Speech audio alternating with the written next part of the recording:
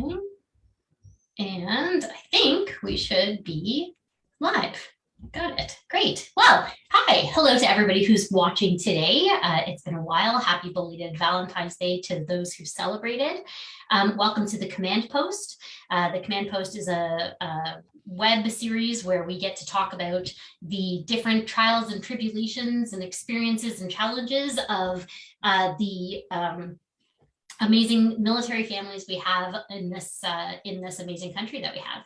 Today, I welcome Suzie, Rebekah, and Melanie. They will be familiar faces to those of you who have joined us in the past and have graciously agreed to join me today to talk about their marriages. I don't have a marriage counselor on board with me tonight, so we'll stay away from the really difficult stuff, but today I really wanted to talk about how you navigate a marriage when you're married to somebody in the military. Or in my case, if you could just tell me how to navigate marriage, that would be great.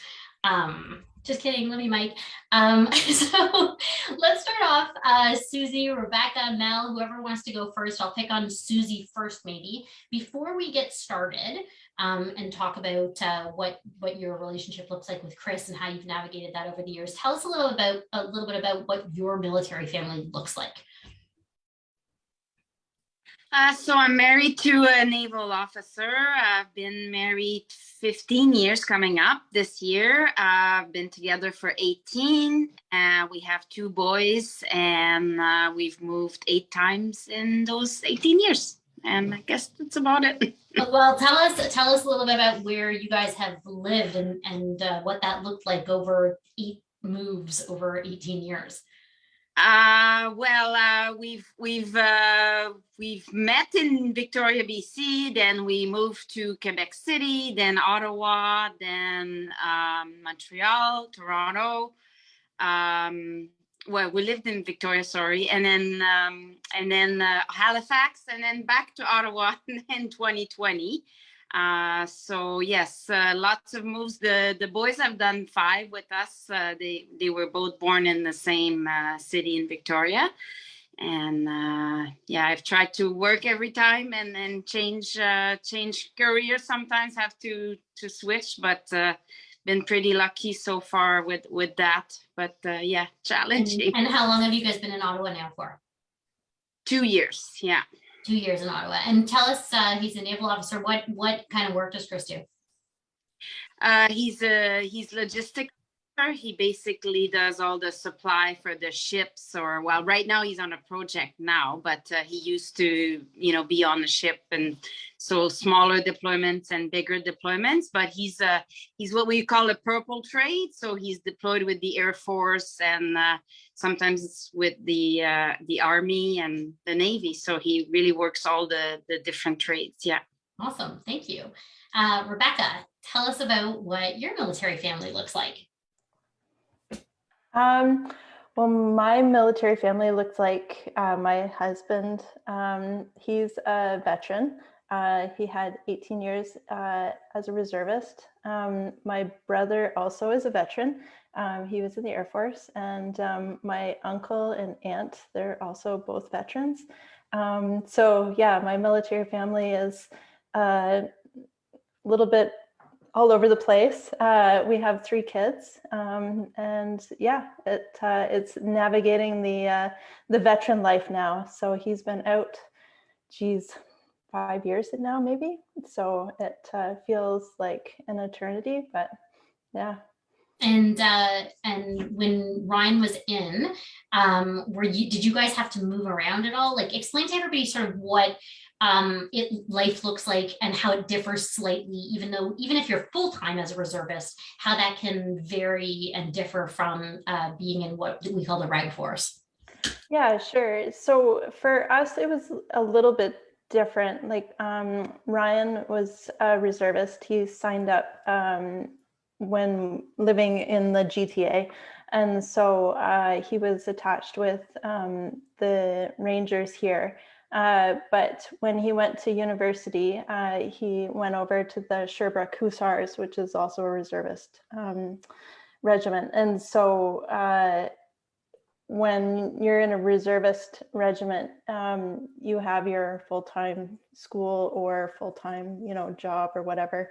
And then your weekends are taken up by military, your vacation is taken up by military, your unpaid time is taken up by military. So it was complicated. We ended up just getting little chunks where we could, but he loved it, like absolutely loved it, where even my 14-year-old now is determined to go to RMC, and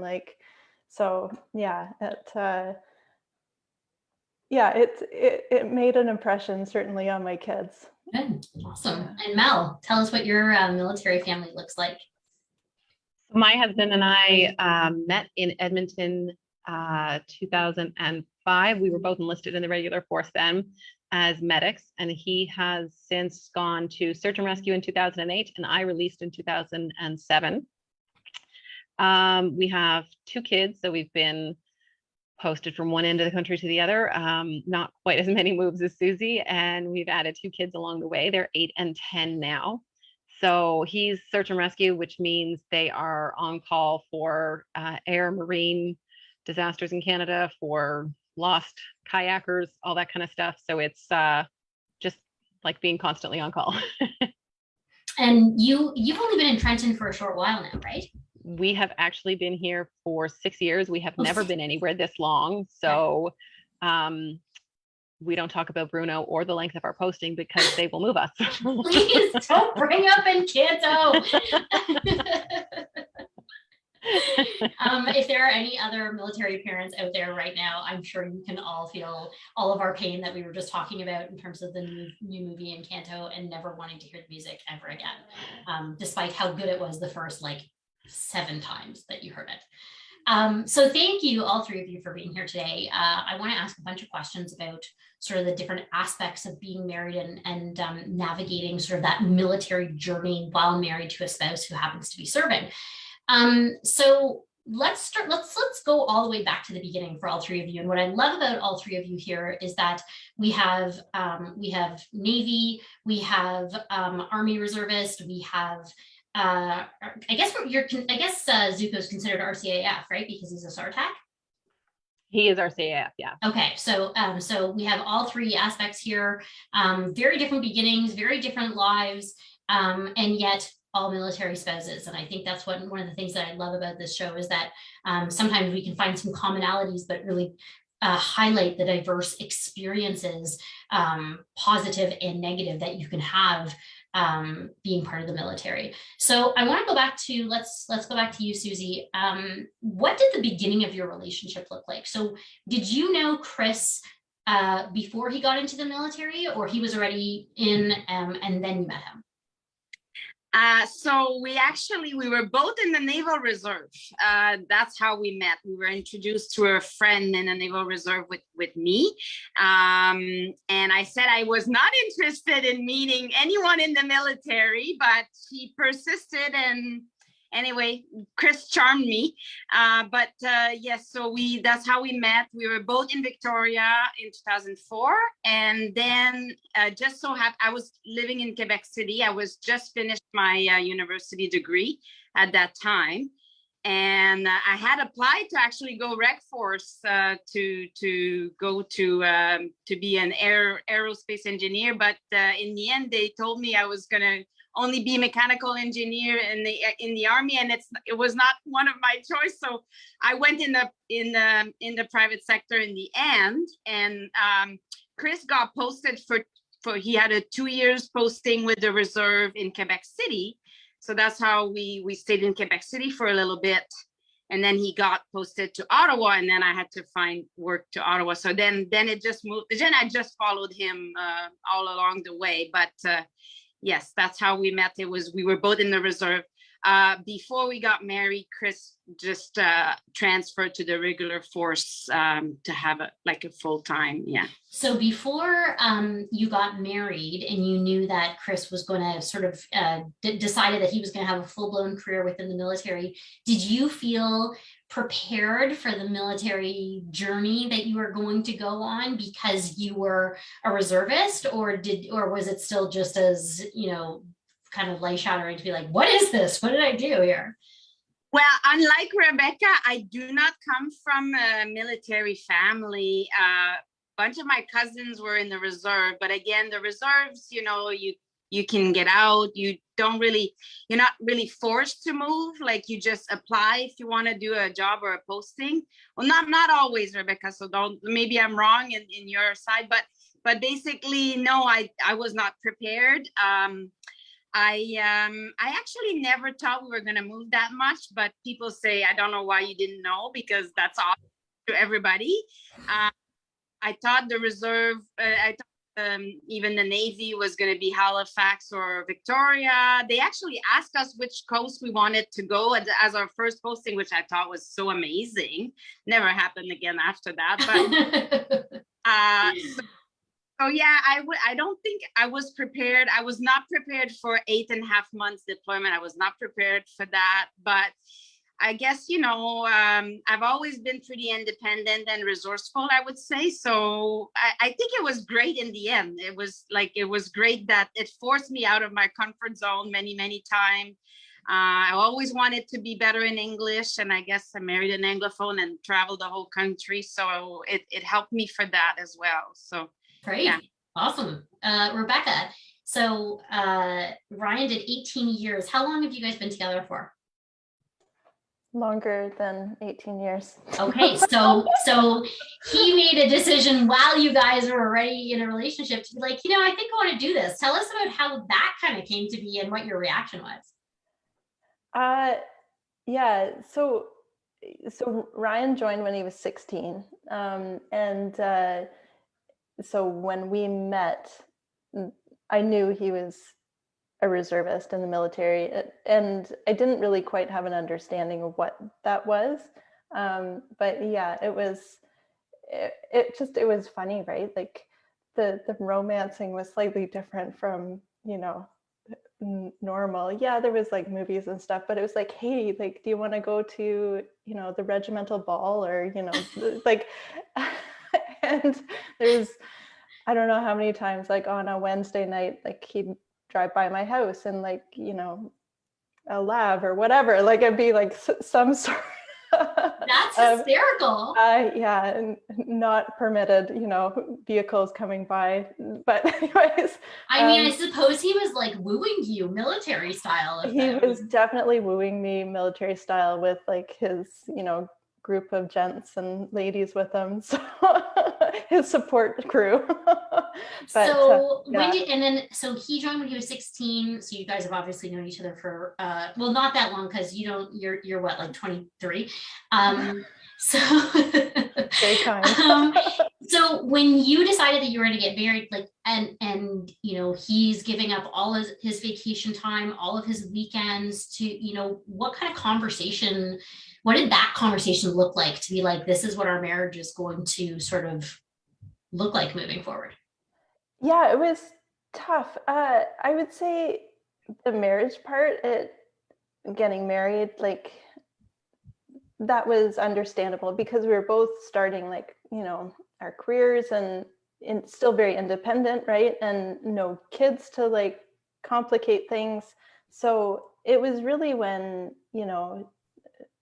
kids started coming in the picture. And for me, like my pregnancies never went well. And so it was always a lot at the home front, and trying to navigate that, right?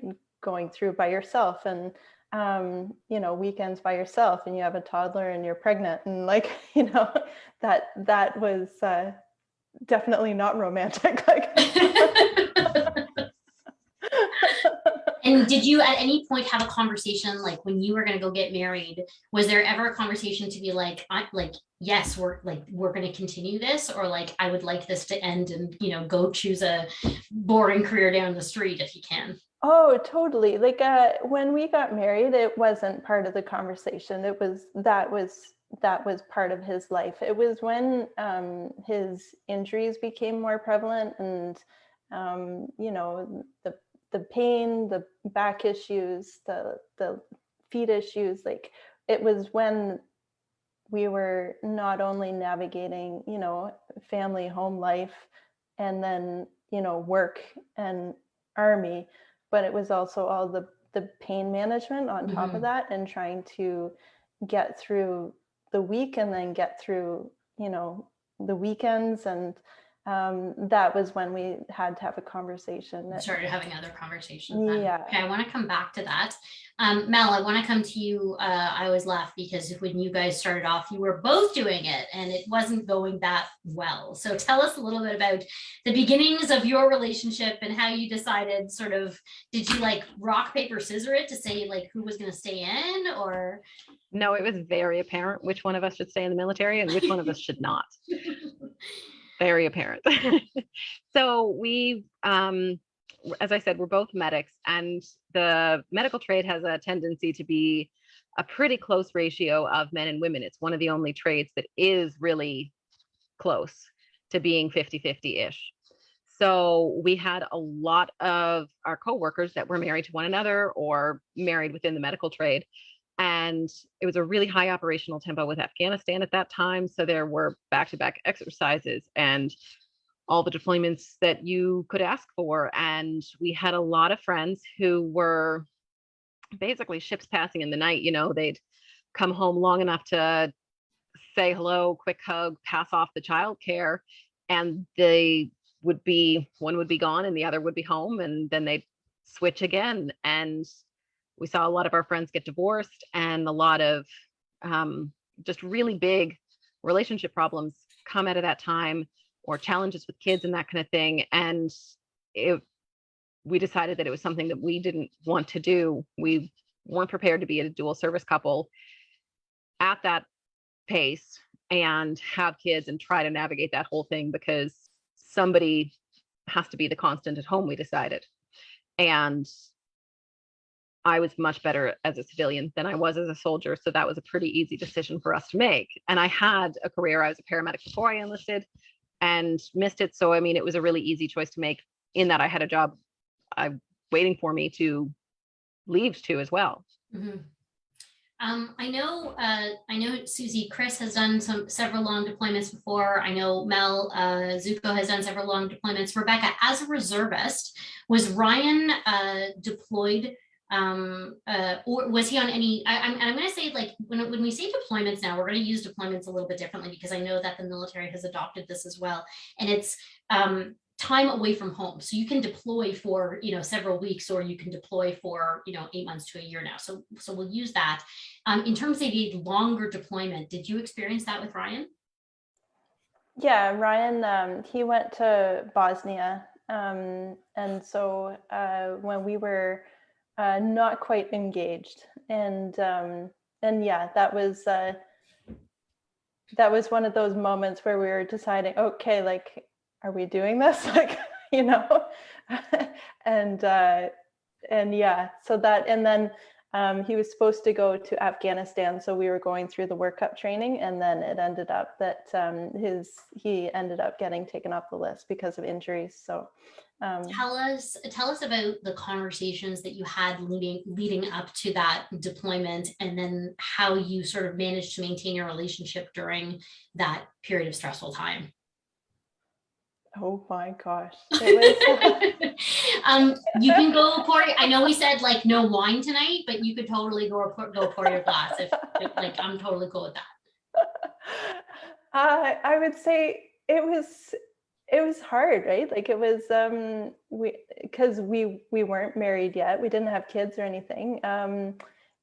But we were talking about, you know, okay, like, are we sticking around, like, for each other? Like, and we decided we were. So, and then when he ended up coming back, he wanted to sign up Reg Force and move to Quebec City. And I said no. So, yeah, and that was a really hard conversation. That was really, really hard conversation to have. To say that you weren't prepared for him to go Reg Force. And move to Quebec. Yeah. And move to Quebec. Yeah. Like Quebec City too, right? Like, yeah, that wasn't in my my life plan. So And so tell us, yeah, and then I want to go to Suzie and to Mel next. Tell us, let's leave out the part where you said I'm not moving to Quebec. Let's go back to the actual deployment itself. While he was away, what were your tricks to sort of maintaining your relationship during that time? You know what? It's funny. We wrote letters, and we still have them. And we probably have, I'd say, wow, probably 70 letters that each of us have kept each. And even some days we'd get like 2 or 3 on the same day, and then nothing for like a week, right? But yeah, we wrote each other letters all the time. That's so nice. Yeah, well, it was still like, I'm gonna date myself. Email wasn't really like that reliable, or we weren't using it that much then, and we'd do the phone calls every once in a while, but it'd be like half static, and you're trying to catch, and then the person's cut off and you're left in tears instead, right? Like, it not satisfying call at all. Right. So yeah, so we wrote letters, and it was one of the nicest things. And even now, looking back, and we still have them, like, I think I'm pretty nostalgic, like just that letter writing phase. Like, it was really like a romancing phase for sure. So okay, so far he's got a lot of game, because he's writing you letters from Bosnia, he's driving down the road in a lav, he's inviting you to balls. Like, I feel a little cheated in my marriage right now, just saying. Hey, like, we had 50 first dates. I said no, like, for 50 times. So he really had to play it hard. Yeah, well, I mean, he clearly stepped it up. Mel, I want to talk to you about the fact that you're on call constantly, but I know that Zuko has done a couple of longer deployments. What did the conversations look like? First of all, did you have kids at the time? I don't remember if you did. So when he went to Afghanistan, we didn't. He has done deployments of less than 6 months since we've had kids, but all within country. So Afghanistan was his only overseas deployment, and it was before we had kids. We did the same thing. He was outside the wire for almost all of it. And so he didn't have access to phones or internet or anything. And he is very good at letter writing. So he sent letters and would just write when he had time, and then stuff all the notes in an envelope and send them along. And every care package that I sent had, those really annoying animals you can get at like Walmart or whatever, that when you press a button on them, they sing and do a dance. Yeah. Every single care package had one in it. That's hysterical. Because I knew he would hate them. That's awesome. So you had like a little routine going every time you would send that was what we did. So when he left, they lined up all of them in a windowsill and left them for the next group that was coming in. So he thought he was going to tell you, like, I left it for the next group that was coming in, but mostly he was like, I never want to see these things ever again. Pretty much, yeah. What he was saying. Which I knew would happen. So that was half the fun. That's hysterical. I love that. And, yeah. And so what about the domestically? What about some of those deployments domestically? How did you sort of manage during those periods of time, especially once kids came around? So we have always been pretty good at managing those. I don't mind being on my own. And when he's away, it's I call it his recce switch, but it's that work switch. So you're on the job, and he as long as he's gone to work, then he's pretty good.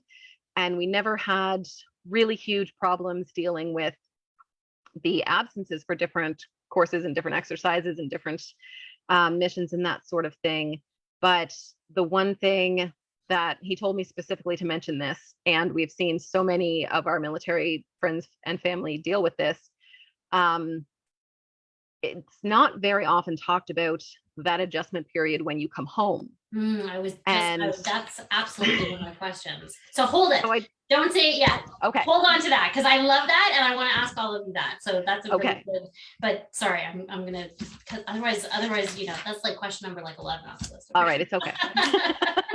And before we talk about transition and that reintegration, sorry, not transition, but reintegration coming home, let's go to Suzie really quickly first and talk about her like sort of longer term deployment experiences and how you kind of managed through that. Tell us where did Chris deploy to? So he deployed in the Red Sea for the deployment, the really long one he did with the Navy was for 8.5 months. That was really hard for me. And just like Rebekah said, the static, like the one call every 4 or 5 days that you hear nothing is worse almost than horrible experience for me. Emails did work though back. I mean, not every day he couldn't always email, but most of the time he could. That was better than those terrible phone call. That just, you know, he has the bad news and something, and then it cuts, and it's like, okay, what is it? And then you can't sleep. And then also because he was on a ship, right? Time zones change, like +6, -4, like +18. Like it was really hard, and he couldn't always tell us where he was. And like care package had to be sent for the ship, but they were sometimes 30 days at sea without going to a port. So, you know, there was so many restrictions on what you could send.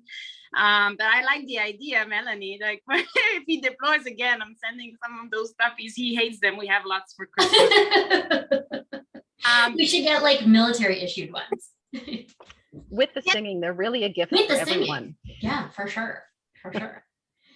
You would, just as a total side story, Mel, I feel like you would really love this. I used to go like to Toys R Us with my cousin when she had like young kids, and she'd walk down the aisle when those like Tickle Me Elmos were all the phase, and go down and like press every single one so that there was like 25 going at the same time. So I feel like Zuko could have done that with his lineup of animals.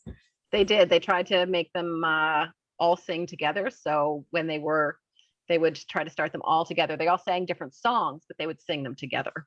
That's so it's so interesting here. Well, like we have reservists, we have Navy, we have Air Force, and we have individuals completely outside the wire. So we had letter writing, we had traditions of sending ridiculous gifts. Certainly Suzie, the issue of not being able to get care packages there because he wasn't at port, for 30 days. So all these different challenges, and yet you all came up with these tips and tricks. And Mel, now I want to come back to exactly what you were just saying, because I think it's a really, really important point. Talk to me, the three of you, in your experience personally, and maybe what you've seen amongst your family or friends as they've reintegrated from deployment. For those who are watching and are not as familiar, you have a spouse who was maybe overseas or on training or on a mission for 8, 9, 10 months, 4 months, 5 months, whatever that extended period of time is. And now you have that spouse re-enter back into the home, trying to get back into the routine of things. Mel, let's go over to you and tell us what that was like for you and sort of what you've seen amongst your peers. So I think I like to compare it to a doctor who just wakes up one morning and decides to switch specialties, and they don't do any training. If you had a cardiologist and all of a sudden he was like, I think I'm going to be a gynecologist instead. And so, Tuesday morning he's working on hearts, and Wednesday morning he shows up in the not working on hearts, I'll leave it at that. It would it wouldn't translate. It wouldn't work. It's a very different area. There's a whole lot of training that he's missing. And so deployments and coming home again is a little bit the same. They have a specific role, and they have a certain way that they are trained, that they spend their day to day, often just really high stress, kind of high readiness all of the time. And then you come home and it's kids and home life and all that kind of stuff is a different kind of stress. And you can't turn around and be good at that too. So when I was my last year in the forces, I worked with the AgDag team, which is Arrivals and Departures Assistance Group. So we did a lot of work with everybody who were coming home from Afghanistan, and through talking with people and through seeing everyone's experiences, I think the biggest advice that I would give everyone, and it's not something that I heard anywhere, is you don't really get them back when they come home. You get like half of a person back, and it takes time. And I mean like weeks to months to be able to shift your mental mindset and reintegrate really into your role at home. Mhm. So people have a lot of disappointment when their spouses get home because they're like, oh my goodness, I'm finally going to have help with the kids and I can leave him while I go to the grocery store. And, you know, it's going to be, no, you don't have that right away. That's not something that often they're mentally prepared to do because it's just too different from what they've been doing the last 6 months. Mhm. So And how that's do hard for you- the person who's been doing everything while they were away. So I think it's brilliant points, and probably things that most people don't think about if you know nothing about the military or the military family, and maybe even those who are coming in, you know, it's something that they need to be told in order to manage their expectations. Rebekah, when you found that Ryan would come home, how did that play out, and how did you sort of make that transition from being away to being back and getting part of that routine again? I would actually say we didn't do it that well. Looking back in hindsight, like we made so many mistakes, so many missteps where now I think that I know better. I do much better. Yeah, like same thing. Like I'd have expectations, right, of what it would have been like before, and okay, he's gonna come home and it's gonna be the same, and so wasn't. And he had the same thing. He had his own expectations, right? Like that he'd be able to come home and just like do what he wants, and you know, whatever. And so we had such miscommunication, like such Mhm. miscommunication. And even, you know, my youngest daughter, she would say to him, Dad, like just because you say it louder and repeat the same thing doesn't mean I understand what you are saying. Like, you know, um, and it would just be like the same orders like over and over again, right? Right. But it didn't mean that we were getting it or moving faster, or like, you know, that it would make a kid stop screaming, or, you know, the kids stop fighting, or, you know, make the dinner cook faster. Like it just, all those sorts of things. So yeah, like I think looking back now, I would have been clear with what my expectations, what I needed, and I would have given him much more grace, and I would have let him have time for reintegration, like just had it go step by step instead of expecting everything to be 100% Mhm. once he stepped through the door. And Suzie, as a spouse in the military, as somebody who's gone through deployments, is the idea of reintegration, is there education, or are there peer supports, or like did anybody tell this to you in terms of what you should expect when Chris came home to you and joined the family again? Actually, the Navy did an awesome job. That big first deployment for 8.5 months, they actually took all the spouse, and we did Saturday and Sunday training where they provided daycare for everybody, which was awesome. They did that about like 2 to 3 weeks before the ship came home. And we actually filled like big signs saying what we need to tell our spouse that are out there. And then the MFRC, it was the MFRC, some facilitator gave the training. They took our comments and brought it and gave the training to the ships. Wow. And that was awesome. And that was my first like big deployment. So I think it helped, because I think I would have been really resentful, like of him coming home, and you basically want to have a break, right? Like I had a 1-year-old and a 3-year-old when he left, and they were like almost two and 4, right? So, and then we got posted also right away, so we had to prepare the house, and it was just really chaotic. And yes, but it was really good preparation. Then the other deployment he did with the Air Force, we didn't have any of that, but it went better because I knew exactly what Melanie said. You don't get in home. And because they work like 12, 14 hours a day, 7 days a week. He was just so exhausted when he came home. He did only 6.5 months, that second one, but like he was just exhausted for probably 10 days, and he missed us. He wanted to be with us, but he was, and I think his brain, everything, like he just really needed to slowly come back. And I think if I hadn't had the training of the first one to say, ease off, like don't, like just expect him to be back 2 weeks after the date he's back, is the day, like he was back on like March 14th. And so don't expect anything until like, April 1st. That was really, really good. But yeah, I think, and I think it's harder on them because us, like we're in our house, it's like my routine, the only change is him coming in the picture and helping a little bit. Like even if it's a little bit, for me it was a big change from not having anything. So for me, the reintegration part, a lot of the spouse were saying, oh, make sure you ease off on this and that. And for me it was like, I'm ready for him to be back. But I think for them is a much bigger change, right? Their daily, like they're off as well, like, and I now they're forcing you to go back to work a few days because there's been some mental health and other issues. Some people come home to nobody, right? They're more conscious of that, I think, now. But yeah. Thank you.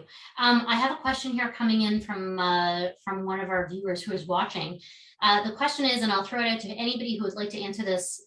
What piece of advice would you offer to a young newlywed couple when one person serves and the other has a professional career? And it's an interesting question because all three of you have careers that you've been managing throughout all of this. So what advice would you give a newlywed couple who's trying to sort of manage this? So as someone, I was again a civilian paramedic for the first few years of our marriage, and managing those 2 on-call schedules was really challenging. It was one of the reasons that I decided to go back to school and change careers.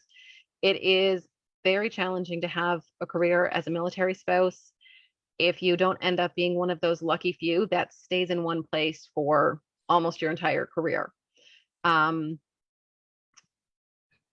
It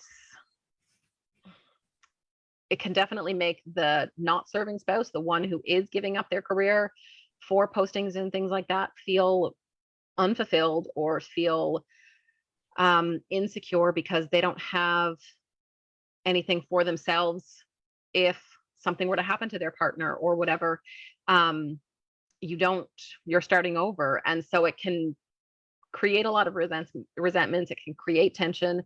And I think the piece of advice I would give is that marriage is full of compromises, and this is just another one of them. There's, innumerable things that you are going to compromise. So the careers and who's going to bend is one of those compromises. Okay, good. Yeah, 100%. I totally agree. Like for me, like I went through school, right, to have a career, and it ended up getting delayed because of, trying to navigate like life and military and marriage and family. And so, yeah, for sure. Like years of like feeling not good enough, like, resentful, like all those things, and trying to find fulfillment outside of like the family life. And so volunteerism became like a huge part of what I could do for my own mental health, for getting out of the house, for, building up my resume still, because was like, why the heck I go to school for 5 years? Like if, I'm not going to use any of it, but it wasn't the time. And now it is the time. Right. But yeah, for sure. It might not be the answer you want to hear, like, but compromise 100%. Like it's all about give and take. Right. Suzie, what do you have to add there? I want to say, I mean, I know maybe I'm part of the lucky one. I'm an engineer. I'm deputy director at Coast Guard right now. I've been a bit delayed in my career because of postings, but I want to just say that if you get into a profession that allows those move and still go up, like the public service, and I'm not trying to hire everybody in the public service, but truly, I just want to say that there are some profession where it is possible to still like move slower than others of my colleagues, but and they've allowed me to move. Right, I started with National Defense. I went to Transport Canada, other department. And where they said, oh, well, you're moving there next year. Okay, we'll take you on. Or even like now with COVID also, it allowed a lot of remote work. So I think it's helpful for military spouse in future, because finally people are realizing that like some jobs can be done remotely and employees are still productive, right? So I just want to say, I know it's hard. It's definitely, when we were posted, buying a house, selling a house at a loss, and not having a letter of offer in your hand for sure is stressful, and it's harder than other civilian. But I think there are those career. I have lots of military spouse are teachers or nurse, where like, oh, nurse right now, it is possible. It's hard, and you may have to be a bit delayed. But you can still advance. No, I think, Suzie, to your point, and we talk about this in our line of work as well, when it comes to meaningful employment for spouses. If there's anything good that does come out of this pandemic, it may be the fact that people are much more open-minded to remote working, and the fact that you can, if you have a laptop, you can kind of do it anywhere. And hopefully that opens up, how many more sectors and opportunities to military spouses across the country. So, and you're proving that. I have so many more questions here, and we're almost out of time. So I'm going to see if I can combine a couple of these. I want to know, so you all three of you have kids. You have spouses who have spent significant amounts of time away. How do you parent? Who makes the decisions, and how do your kids sort of navigate that and manage their relationship with the other parent that's gone, in and out quite a bit? Mel, I know the tempo of Zuko's career is that he's in and out constantly. Rebekah, I know that Ryan spent a lot of his time away, even if it wasn't deployed, but his weekends, his vacations. And Suzie, to your point, Chris certainly spent a significant amount of time away. How do you make decisions as a family? What does parenting look like? And to combine a question we have here from one of our viewers, did your spouse ever feel like they didn't sort of belong back at home after absences? We'll go to Mel first and work my way around. So we've seen, because my husband's deployments exercises are shorter, the second part of that question has been a little bit less of an issue for us. But for people who do longer deployments, we've definitely had friends who struggled with the fact that the member who was deployed will come home and they'll tell their kids to do something, and they'll give an order or something like that. And the kid will be like, well, did the other parent say so? Because, that's the one that's really in charge, kind of thing. And that can be really hard for the one who was away, because they don't fit right back into that authoritative role. For us, it was managing what could be done as a single parent versus what could be done as two parents. So we would talk about rules that we wanted for the kids or things that we wanted to do. And I would say, okay, we can do this, but it's not something I'm going to do when you're away. we're not going to be able to enforce this. This one's going to be relaxed. If you want this, we can't have this rule all the time. And there were lots of things that were like, it's not going to be, it just can't be the same all the time. We can't have a consistent set of rules because I have to manage when you're gone too. So it has to be things that I can enforce as a single parent. Rebekah, what about you? Yeah, I think the same thing. Like we're actually quite strict, I would say. And when we do have rules, we say it and we mean it, right? And we're both on the same page with that. And so I think that has helped with the consistency, right? Like, it's not like, oh, you know, dad came home, so I'm going to go and ask him because he'll always say yes. Like, we are a united front that way. And the kids know that. Like, of course, you know, they're going to try, right? But because that's their prerogative. But, you know, we really tried, because of missteps, made sure like that we were communicating with each other, because it exasperated everybody in the whole house. Like, it was turning into chaos. And one of the best pieces of advice that we got when we got married is to really strive to have a peaceful home. And that's really hard. Like, military, like non-military, like having a peaceful home is really hard. So that's always been in the forefront of our mind, like to really try to have a peaceful household. And that communication piece has been a huge part of attaining, or not attaining always, but trying to attain that goal. Right. Yeah. Suzie, what about you? Well, I say, Rebekah, you're great. You're better than me. I feel, honestly, I'm a bit more relaxed when my husband is away, because I think you have to pick your battle. For me, anyway, it's about like some longer deployments is about survival, right? Like, it's I'm not as strict, let's say, on TV or electronics. I've got two boys that love their electronics, and I give them a little more leeway because I have to get supper and dishes and, you know, lessons and the dog and everything. So I am a little more flexible when he's away. And then when he comes home, you know, I mean, it's a little more strict, and I wish I was more consistent, and I wish I was always, but he hasn't been away in 2 years now with COVID. So I think I've been lucky so far. I'm not going to complain, but yeah, it's just how I've been managing when he was away. But definitely when he's home, they know that, like, he's a bit more, he's the military parent, and he's a strict.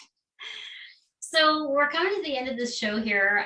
It's been a really quick hour for me. I always love talking to the three of you. I want to ask the three of you one last question before we leave, because we are talking about marriage specifically tonight, not just about navigating every relationship, but if you do have a spouse that's in the military.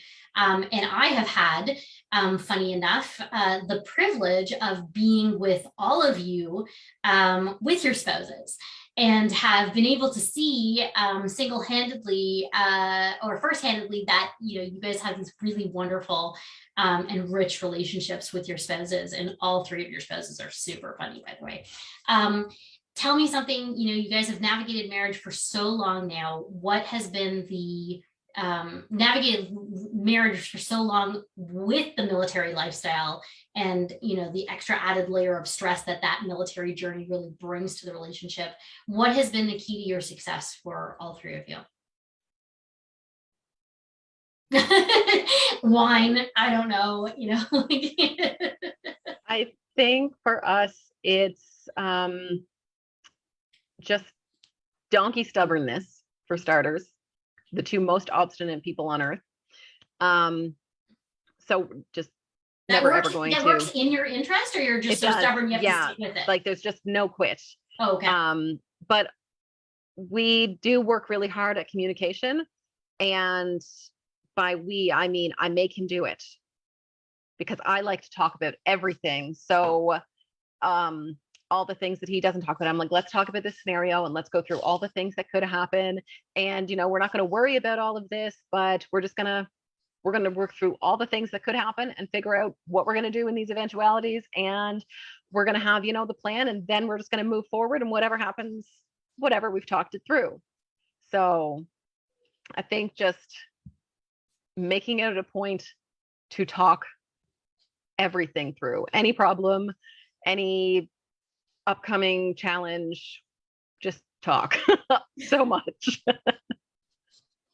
Every husband listening right now is like, this is not the advice that we want our spouses to They're hear. like, that's when I get the wine. That's right. Yeah.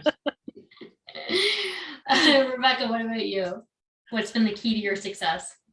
Well, both of us coming from families where neither of us had ever been wrong before, you know, getting married and where neither of us are ever wrong, we realized quickly like that just wasn't going to work. And so it ended up like just and it's so, you know, cliche, but actually communicating effectively, saying you're sorry when you're wrong and forgiving that person and moving on, like, because the amount of times I've made mistakes or he's made mistakes, like, you know, it's countless, and it's just going to keep on coming, right? But moving past those mistakes and not harboring on them, because yeah, it would have been the demise of our marriage multiple times over. What about you, Suzie? I would say, and not to say too much of an engineering term, but continuous improvement. You know, I think first deployment, you learn from your mistake. First training away, you know, you do some bad stuff, and then you learn from it and you get better. Like the second deployment, he had one note per day. He was gone in a big box, and it was just amazing, right? It's like, oh my gosh, like now what's going to be the next? Like he's got to always step up, like improve, and you know, at each move I think we get better. Like each move, like now I've got this, like boom, you know, like, you know, next move, I know I have a list, like it just goes better, I think every year. So let's hope it keeps that way. Good. I love it. Thank you so much, all three of you. Before we finish, is there anything else that you guys want to add on? I want to make sure you said everything that you want to say. And you've given us a lot of really great tidbits and tricks, not just about like military marriage, but marriage in general. So I've like been scribbling notes behind the scene here, to, you know, to add to my Marriage for Dummies book that I'm personally putting together. No, I wanted to thank all three of you for being so candid, so open, so vulnerable. Really appreciate it. Always appreciate having you guys on the show. And for those of you watching tonight, thanks so much for joining us again, and we'll see you next time. Bye, everybody. Good night. Thanks for having us.